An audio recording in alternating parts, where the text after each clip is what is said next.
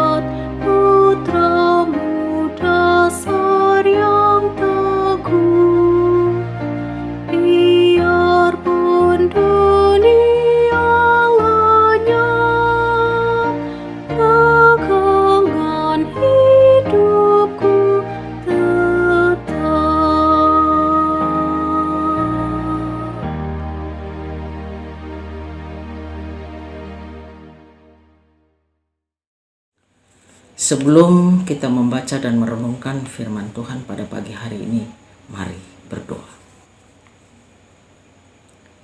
Dalam hadirat-Mu yang Maha Kudus Bapa, kami datang untuk bersyukur karena Tuhan baik. Tuhan selalu menjaga dan melindungi kami di sepanjang malam, bahkan di sepanjang hidup kami. Sungguh kami tak dapat membalas semua kebaikan-Mu Bapa. Pada saat ini kami hendak membaca dan merenungkan firman-Mu.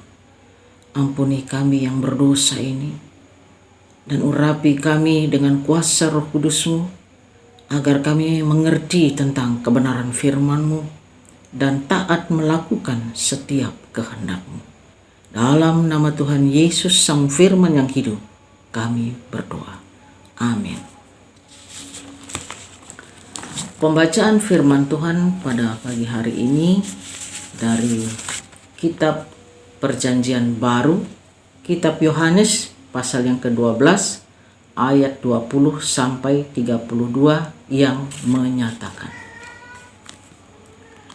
di antara mereka yang berangkat untuk beribadah pada hari raya itu terdapat beberapa orang Yunani. Orang-orang itu pergi kepada Filipus yang berasal dari Betsaida di Galilea, lalu berkata kepadanya, "Tuan, kami ingin bertemu dengan Yesus." Filipus pergi memberitahukannya kepada Andreas. Andreas dan Filipus menyampaikannya pula kepada Yesus. Tetapi Yesus menjawab mereka, katanya, "Telah tiba saatnya Anak Manusia dimuliakan. Aku berkata kepadamu, sesungguhnya jikalau biji gandum tidak jatuh ke dalam tanah dan mati, ia tetap satu biji saja. Tetapi jika ia mati, ia akan menghasilkan banyak buah.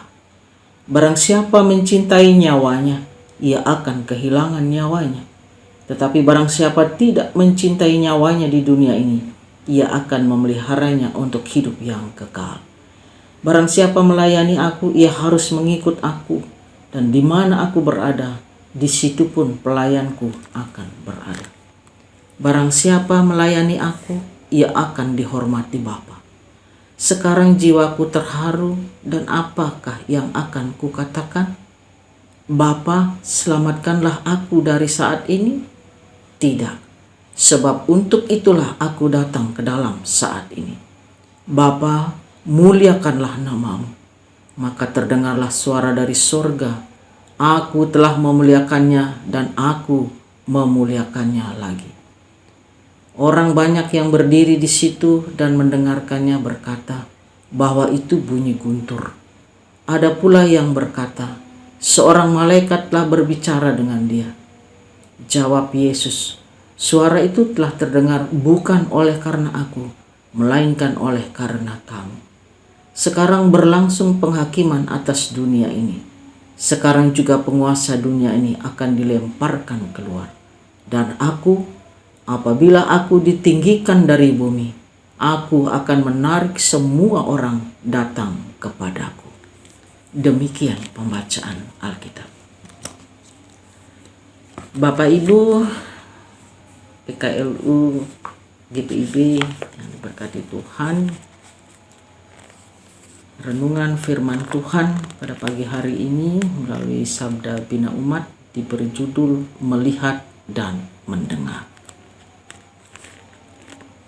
Berbeda dengan orang-orang Farisi, Yohanes menceritakan bahwa orang-orang Yunani yang datang ke Yerusalem pada hari raya Paskah justru memiliki ketertarikan yang besar terhadap Yesus.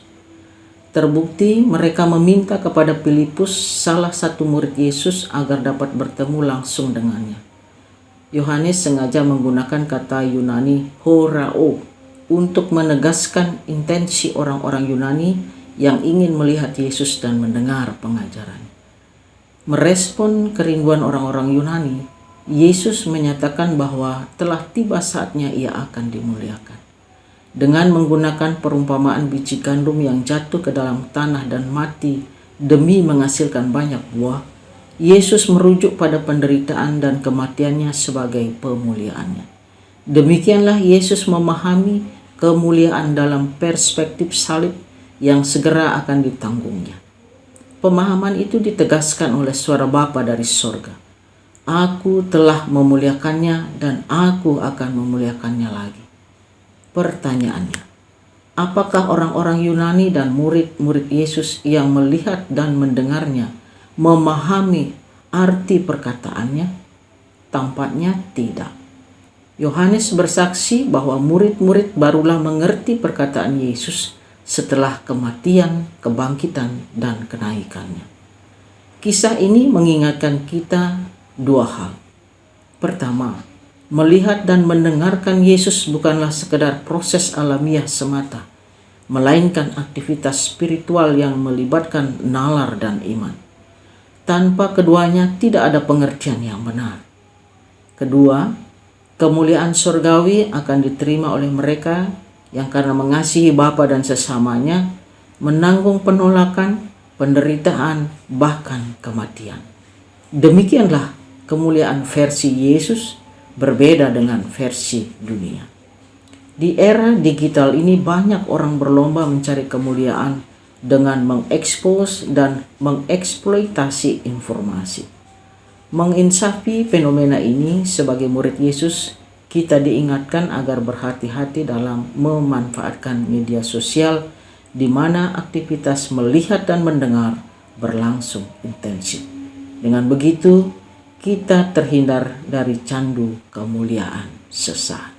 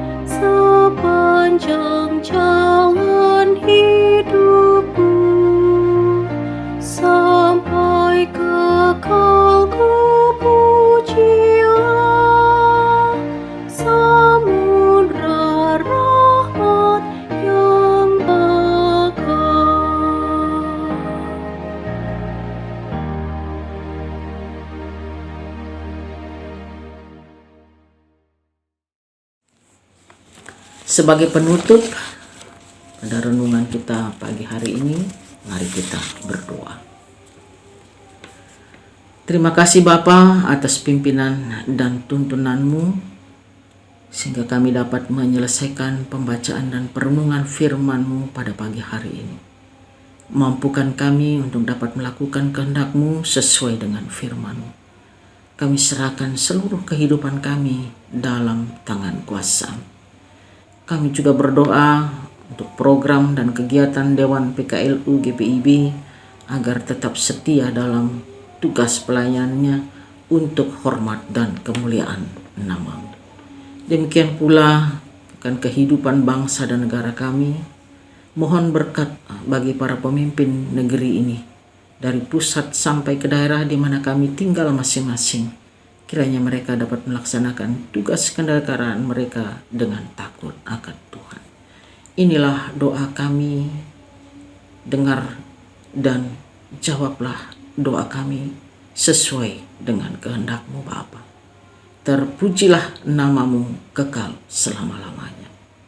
Dalam nama Tuhan Yesus Kristus, Tuhan dan Juru Selamat kami sudah berdoa. Amin.